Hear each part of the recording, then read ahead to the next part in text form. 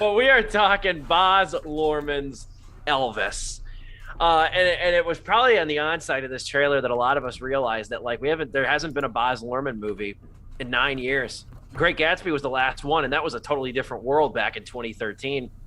Cinematically speaking, artistically speaking, and politically speaking as well. 2013 was the innocent times. We were all partying like Gatsby back in 2013. We didn't know what the hell we were in for. Yeah.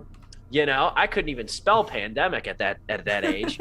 But yes, this is the Elvis biopic, and Austin Butler is Elvis. And I'm going to be mentioning Austin Butler a lot because I'm one of the OGs that recognized his talent. I don't know if I was, bragging to my friends at the school bus, on the school bus about Austin Butler's talents, but I will say that one guy that appeared in iCarly, he's going to go places. Well, here before I was on that train before iCarly, because he was James Garrett, season 4 of Zoe 101. Yeah. He was the one who replaced Chase. I think there was something that Sean Flynn Amur, who played Chase, was doing something at the time. That's why he wasn't really, and that's why they had that contrived thing where he went to London to find Zoe, and then Zoe came back, and then he was stuck in London for a semester. What a simp. What an OG simp. Anyway, when you say it aloud, it's kind of, then you realize, like, Jesus Christ, that show really went off the rails in the 4th season. But Austin Butler was a main cast member of Zoe 101. And I'm not going to sit here and say that I realized that I thought to myself at the age of like 11 or however old I was when I watched that show that, oh, this guy's going to be big. But I did think that the guy had a more refined charisma and acting talents than a lot of the other cast did. And it was also saying something because Zoe 101 was really his first significant role. He was a bit cast member on Ned's Declassified. Yeah. He was a bit cast member there, and he was on iCarly as well. But like, he was a constant member and eventually Zoe's boyfriend on the show. And he was good. He was like the level-headed straight man. He was like Chase, but not as neurotic as Chase. That was his character. And then he did the real OGs. I was talking to another coworker at work today. I was telling her, I said, because she remembers, she likes Zoe 101 too. I told her the real OGs remember Austin Butler and Aliens in the Attic. You remember that too? But he beat out a handful of people for this role, including Miles Teller. He beat out Miles Teller for this role, which I'm really surprised. Harry Styles was also up for this role. Ansel Elgort, we all know why he didn't get the role. Aaron Taylor Johnson as well, who you remember probably from Kick-Ass. But I'm really glad they cast Austin Butler. Same. Not only because of the fact that I think it's like, let's get a new face in here. You know what I mean? I know Miles Teller's great, but I'm really glad, and it's no disrespect, the guy does make some good music, but I'm glad they didn't go with the easy route of casting somebody like Harry Styles. Yeah. Because of the fact that like I didn't want a recognizable actor or somebody that you are distracted by the fact that that's who he is. Taron Egerton was a great Elton John for many reasons, but one of the best reasons was the fact that like you could believe eventually, like Taron Egerton's not an instantly recognizable dude either. So you can really sink into the role because he's not somebody you're seeing plastered all over the tabloids. It wasn't a good movie, but Rami Malek was the best part of Bohemian Rhapsody for another big reason why. I mean, and when I told people like, the kid that's playing John Elton, is the guy from Kingsman. People are like, it's that fucking gorilla from Sing, and I'm just like, yeah, that's the same guy, yeah. The gorilla from Sing, that's beautiful. And Taron Egerton was great, man. He was. It really sucks that like Rocket Man has kind of been like I don't know what happened with that one. It's gotten way better since it's gone to streaming and like everything. I think honestly, since Bohemian, it kind of like, was riding off the tails of that, and people just didn't go see it because of that reason, because Bohemian was just kind of just a mixed bag of a movie. And Rocket Man made very clear from the trailers, too, that it was like a jukebox musical. It did, yeah. But it was done so creatively. I vastly prefer that style over like the traditional biopic. I would rather you do something subversive with it.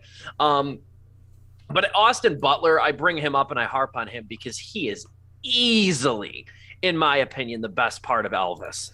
Easily, far and away, he's the thing that makes this movie not be a complete train wreck. And at times it is headed right for that route.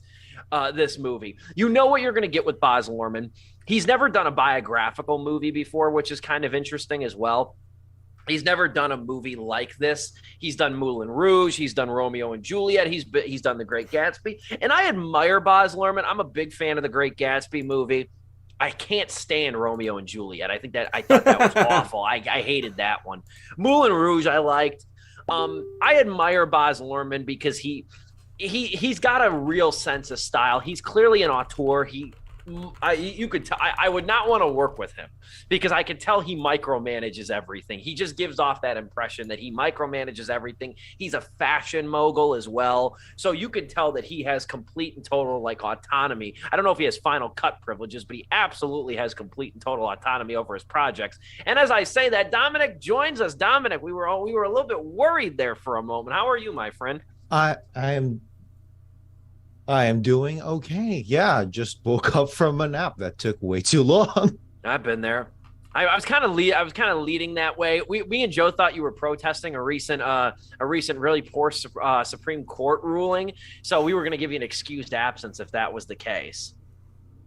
Yeah, I just got the tear gas is still working that out. No, man, it's that's yeah, I can say things. We're live right now, so I appreciate you messaging in the group chat, not to reveal our private conversations, but I appreciate you messaging in the group chat. Hey, can I come on? Yeah, you're a co-host. I didn't want to jump into the middle of a monologue.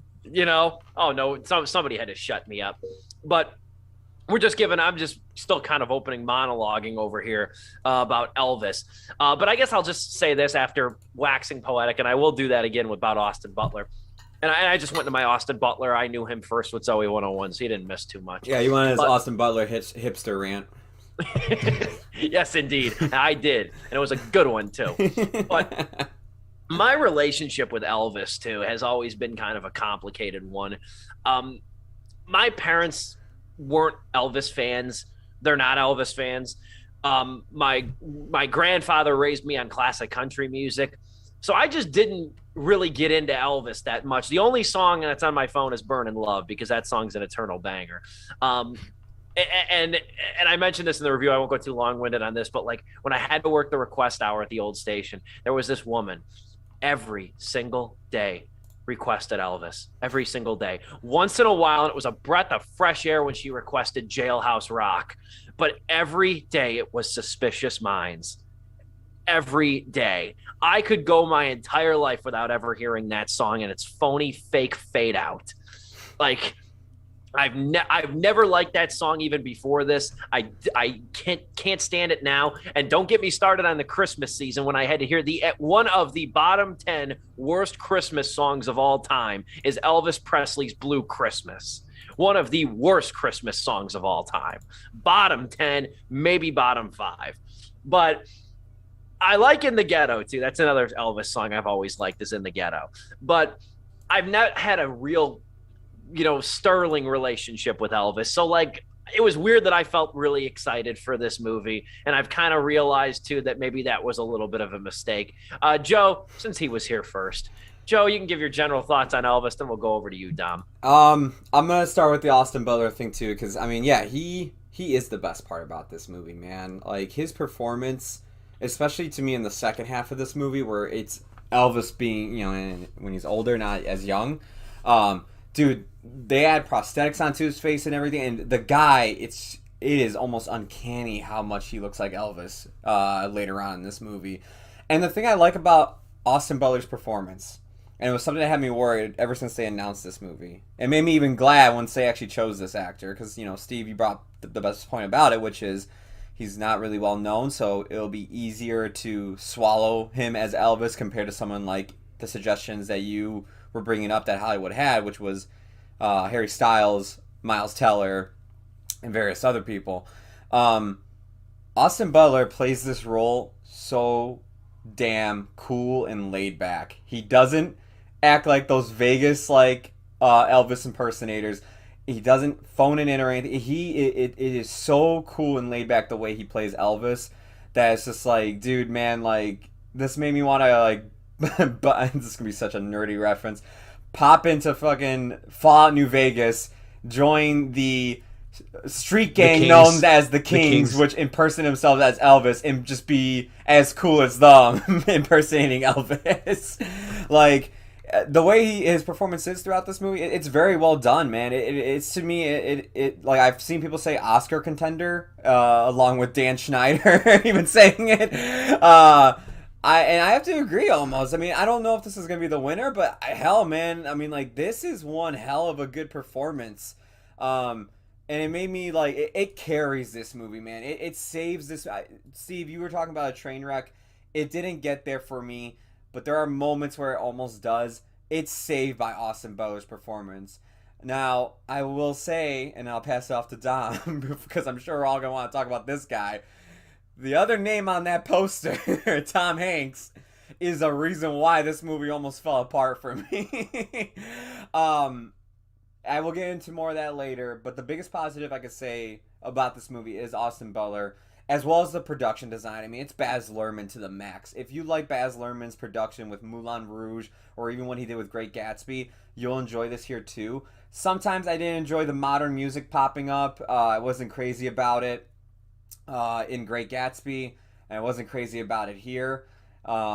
But for the most part, in terms of like his crazy swirling cinematography and, you know, what he does with that camera and everything, it's fun, it's energetic, it's almost as showboaty and extreme as Elvis's shows were in life, and maybe Baz Luhrmann was literally the perfect director to kind of replicate that through a film. But other than that, though, I'm gonna pass it off to Dom. No one makes a film like Baz Luhrmann, and he's only made a few. What contrasts a Baz Luhrmann film compared to, say, Quentin Tarantino film, say a Zack Snyder film, very distinct filmmakers where it's like, oh yeah, that's you look at 5 minutes of, yeah, exactly, 5 minutes of movie and it's like, oh, that's totally this director. Yep. Baz Luhrmann, you get a night, you get entertained. I'd also want to suggest that, please, and I mean this earnestly, this is not a backhanded compliment, a video game studio needs to hire Baz Luhrmann to make their main menu with a Baz Luhrmann touch on it, because some of the best montages in movie history come from this dude, like, and particularly from this movie. Some of the highs I've felt this year in film come from this movie. This is a thrill ride, yeah, of a movie. This is an amusement park of a movie, but often to its own detriment, because holy hell, there's some dumbass shots, dumbass sequences, some of the stupidest sequences I have seen all year, and in the last few years. The first half of this movie, it's man, we're going through just the typical narrative you see with these movies, and all that stuff you're bringing up, Dom, it sticks out the most to me in the first half. The second half, to me, it's a much better improvement because you get to the more older side of Elvis and everything. And, like, I think then the style works. But the first half, what you have to sit through, everything sticks out like a sore thumb, including Tom Hanks' performance, where it's just like, dude, what the hell kind of accent are you doing? It's really, like, I've seen interviews with the guy, it's not that thick, man. I had to go on YouTube and find out for myself. I can make a terrible joke here. We've all seen that video that circulated a couple weeks ago, Tom Hanks lashing out. Double Toasted did a great reaction to that video. They did a great reaction. But we all saw that video of Tom Hanks deservedly going off on those group of autograph hounds and those, like, the press, like, not the press, but like just these people and everything. You know why he was so uppity and touchy? It wasn't the idiot bumping into Rita Wilson. It was he just came from a screening of this movie and saw it for the first time, and that's why he was that's why he was uppity. I'm like, this. I have not seen every Tom Hanks movie. I've seen a lot of them.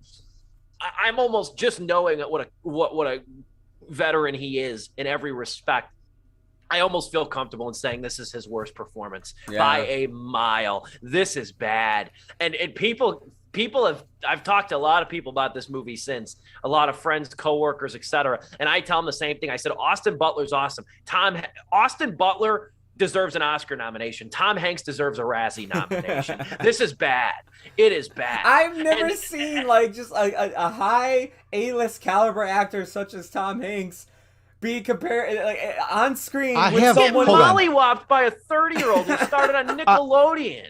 I have never seen an actor try to channel Adam Sandler early in his career when he does that voice, you know, that stupid ass voice. Yeah. That was never funny to me. The water boy voice. Yeah, don't get me started. Pretty much. Kind of like that. Or what's that it's character? It's not that level, but it's grating. And it sucks because Colonel Tom Parker is such a big... This is almost... They could have called this Colonel. Like, he is such an integral part of this movie. And that's okay. I am 100% okay with the story. The main character.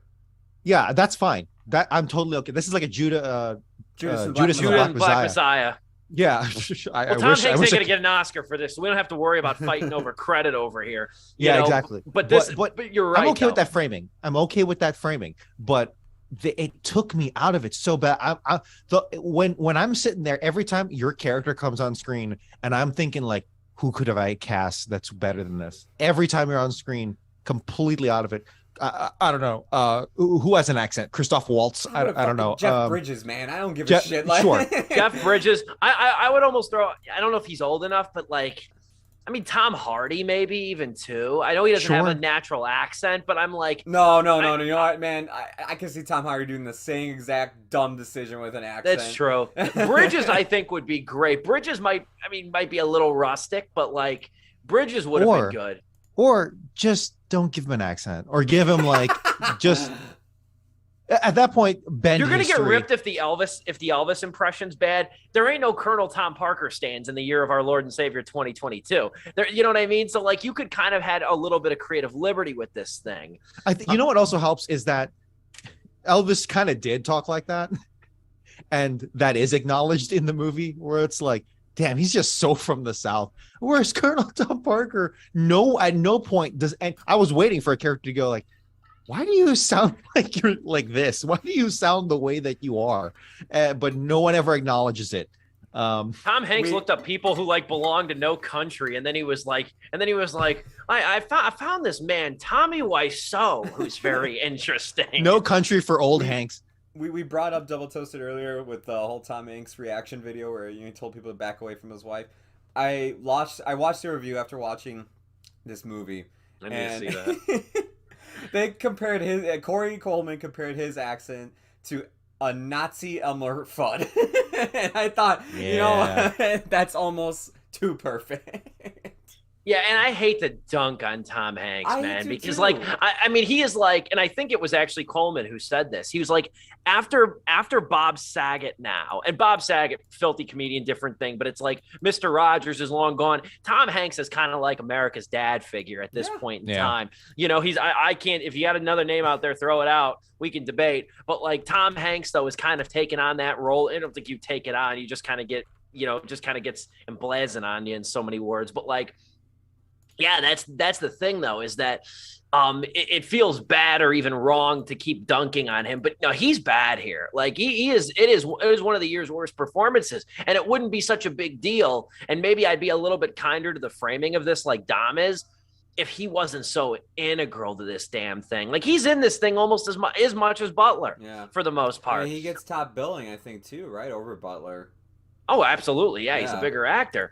Honestly, if they had just removed the accent and just make Tom Hanks, if Tom Hanks just played Tom Hanks, that would have been fine. I don't even like. I was actually looking forward to him playing a bad guy for once. You know, in recent memory. I do like the idea the film has where it's like, oh, here's like from like his point of view of the Colonel. Like, you know, it's just like, you know, oh, I'm actually trying to help Elvis's career. What are you talking about? I do like they do have like that whole narrative of the film. But it's such a distracting. It's the biggest distraction of the movie is his performance. Every time he comes on screen, you're pulled out of the film no matter what. You're like, okay, what the hell is Tom Hanks doing? Honestly, you should have got someone who's also unrecognizable to co-star line Austin Butler or something, man. At least you can swallow it more. One other thing, or go ahead, Dom. You had a point first. Well, I just kind of want to refocus on Baz Luhrmann and kind of the two halves of this movie, and how it's really surreal. The Elvis story is surreal. It's incredible. It's unbelievable. And obviously the film has to take artistic liberties, but a lot of it's kind of true. In fact, probably the latter half of the movie is what's probably more true than anything. Because I was disappointed to find out that, like, without giving into spoiler territory, I was disappointed to find out that Elvis never really used the lyrics of Suspicious Minds to call out the Colonel on the stage of the International. I was disappointed by that. I kind of figured that wasn't how it happened, but I would say that was probably one of my favorite scenes of the whole movie, is that whole meltdown, because of just how it builds and like how it goes through that. But before you segue to this point, I just want to say too, because I forgot, but I mentioned it in my review, which you can read at stevepulaski.com. I almost wonder if Kevin Spacey's performance as J. Paul Getty in Ridley Scott's All the Money in the World would have been that bad if they would have left it in the movie. Because the other thing that's distracting with Hanks is his makeup and his prosthetics. Right. And I just thought about that for like a fleeting couple of seconds. I just thought, like, I know they didn't write Kevin Spacey out of the movie because they felt that he did a bad performance, but I was thinking, like, is this as distracting as it would have been in that movie until they finally got Christopher Plummer to come in and smooth it over. But anyway, that's a what if for another day. You were saying, Dom. That's actually a really good what if. But we could honestly spend literally the rest of the show just hammering on Tom Hanks. I don't want to do that, though. I don't want to do that either. Not even because, we don't want to be mean to Tom Hanks. He's going to pop up in this Zoom call and be like, okay, back off. Show up as Woody. There are some more things to this film's core that I think are just far more interesting. Not even good, but not necessarily too horrible either. It's just interesting in how Baz Luhrmann puts together this movie. It's really like a fever dream. And there are two notes. I don't even know if I'll get through them in time, but the first one I do want to do is that in recent years, there's been a lot of scrutiny in Elvis's kind of macro relationship with the Black community. Yeah. And how his whole career, how much they influenced him, and how, more importantly, how much he kind of took over and took from them as a result of his career taking off. And this movie doesn't 100% tackle that head on, but it does kind of address it and work around it in an indirect way. So the overall critiques in the past like 10 to 20 years has been that, yes, because Elvis kind of was so heavily influenced by the Black community, Black artists at the time, he kind of stole their thunder when he became the American icon, the best-selling artist of all time that he was. And not to take away from his talent, but more so, is that kind of like, did he appropriate so much this and that, yada yada. And that question actually is still up in the air. And I have not done enough research to even properly begin to answer that question. Bill Burr kind of does a bit on it where it's like, Bill Burr, I believe his wife is Black, and it's like, I was talking to my wife and she's Black, and she's like, Elvis, what he did, and Bill Burr goes, yeah, it's Elvis, and that's kind of my take on it too. There's also the who's the duo, Flavor Flav, I don't know, racist as F, him and John Wayne. Anyway, fight the power. Anyway, but honestly, how this film directs, I do appreciate it. Which is Public Enemy. You were thinking of Public Enemy. I was. Thank you, Public Enemy. You're thinking of Public Enemy. I blanked, and then I wanted to say Run DMC, even though I knew that wasn't accurate. What I do want to say is that this film, at the very least, does raise an important point, which is that, Elvis would not have been what he was if it wasn't for the Black community.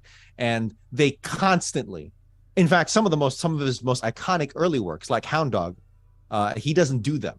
It's instead Black artists that heavily influenced him, like Hound Dog, for instance, and I'm blanking on some others.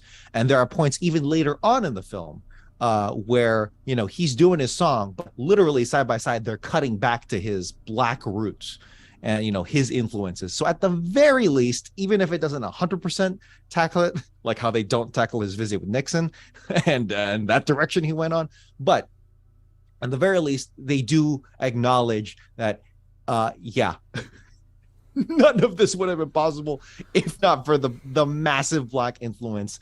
As for other aspects where it's, you know, the Black community saying like, yeah, no, we believe in you, you know, you got to do what you got to do. And, you know, that I don't know. I truly don't know. That's a whole documentary in and of itself. But I do appreciate that it at least try to tackle that. You know, you could say like, oh yeah, you know, in the movie it's portrayed that, you know, he's so heartbroken over you know, Holly Jackson and Dr. King, and he does this like his own protest song. You could also say like, well, hold on, why didn't he join the March on Washington? Why didn't he go all in on that? So maybe there's some whitewashing there, but it is an aspect that at least they bring up to a degree, and at least they and it's handled pretty well. His friendship with BB King, played by Calvin Harrison Jr., who's really good in it. And I think I have enough time to articulate this point, or at least I'll damn well try. Is that I know what I'm getting, like with Baz Luhrmann, it kind of feels almost redundant. He doesn't make a lot of movies, but it almost feels redundant if you're going to criticize the aspects of Luhrmann, because at this point he's made damn clear what he wants to do, and he's very good at doing it for the most part. But where I think it fails Elvis the most, because I've liked Baz Luhrmann before you came on, Dom. I said I've liked Baz Luhrmann movies, and I've downright hated Baz Luhrmann movies. Romeo and Juliet's still one of the worst movies of the 90s, in my opinion. But when Baz Luhrmann goes for like a play or a novel, Moulin Rouge, Great Gatsby, right? When he goes for that, I can see the approach why it works so effectively, at least in my opinion. With Great Gatsby, you have an opulent novel with a lot of symbolism. Color plays a huge role in that book. The parties and the grand scale of them too. The parties, the scale, the opulence of it. Absolutely, I thought it fit perfectly with the adaptation of F. Scott Fitzgerald's novel. When you look at Moulin Rouge, almost to combat like the stagey Broadway-ness of it, you know, what could have ultimately been like the 2005 version of The Producers, he really goes all out and makes it in this complete production, which you even think to yourself like, oh my God, how was this ever on stage, or how was this ever, you know, a pre-existing work? It's so contained despite being an adaptation. But where it fails Elvis, where it fails the biopic formula, I have to admire it for breaking it in some ways, but the problem is Baz Luhrmann's structure, and you realize it here, it plays like a clip show. So the movie can never get momentum in telling certain scenes. It slows its roll in the second half a little bit, or in the second half, mainly the second act. But the first half of this movie, it glosses over a lot. You know what I mean? Like the transition is off. You don't get a real established sense of time nor place. The progression feels in fast forward at sometimes. I think I said in my review, this is Elvis's life told by DJ Screw. It's chopped and screwed to the point that like you do not have this sense of place that I think is necessary for a biopic. And that's where I see Luhrmann falling short here, is just within his style. It doesn't loan himself to conventional storytelling in that respect. I 1000% agree. At the same time, the first 2/3 of this movie, which is just one giant montage of Elvis's life, is still awesome in many ways. It's a mess structurally, and it hurts the film overall. But god damn, those are some of those moments are actually pretty damn awesome to me. In moments it is, in spurts it is. Like this is a movie that like has at least 4 or 5 really good to great moments or great scenes. It's 2 hours and 40 minutes. So do the math. I don't know how many minutes those moments comprise. Very little of it is downright bad. Very little of it outside of Hanks is downright bad, but it's exhausting and it's very choppy. I would even argue that, actually I once heard that Zack Snyder is just a director of moments. He doesn't know how to put together a movie. It's literally just moments, and that's how he frames movies. That's very comparable, I think, to this approach, this specific approach to Elvis's life. It's just massive moments. The difference between Zack Snyder You're and right. Actually, though, you're right about that. is Yeah. but the difference is that I really enjoy the moments that Baz Luhrmann puts together compared to the moments in Zack Snyder, where it's like, what is this? This is, I don't know what's happening here, and this is just big artificial kind of nonsense. Whereas with Baz Luhrmann, it is kind of big and artificial and nonsense, but at least you did it in a very unique way that no other director, I think, can even envision. Kind of like how Michael Bay puts together whole films. But also, additionally, I think it actually kind of works not in a great way, but it kind of works because that, Elvis is in many ways larger than life. He is the American story in so many ways. I think he's never left the country. He'd never left the country in his entire life. Just only so Canada. Essentially America in his highs and his astounding lows, that it almost kind of works. Like how plastic some of these moments are and artificial. You could make an argument that is Elvis. Now, is that how Baz Luhrmann intends his movie to be consumed? I don't think so. That's kind of a workaround, if anything, but in a weird way, it kind of works. Just before we have to take our Zoom-sponsored intermission by force almost at this point, I will say that I think, to your point, the reason it works, and you guys have seen more Zack Snyder than I have, but I've seen a handful. I think what you're talking about, why it works with Luhrmann and it doesn't work with Snyder, is that at least with Luhrmann, whether or not you don't like the movie, and I told you before, I hate Romeo and Juliet, there's certain moments of like this rapturous energy versus Snyder, where even in especially in the case of the Justice League, it's so downtrodden and glum. I'll take Luhrmann's version of Vegas over Snyder's any day. Oh, absolutely. Oh, that's without question.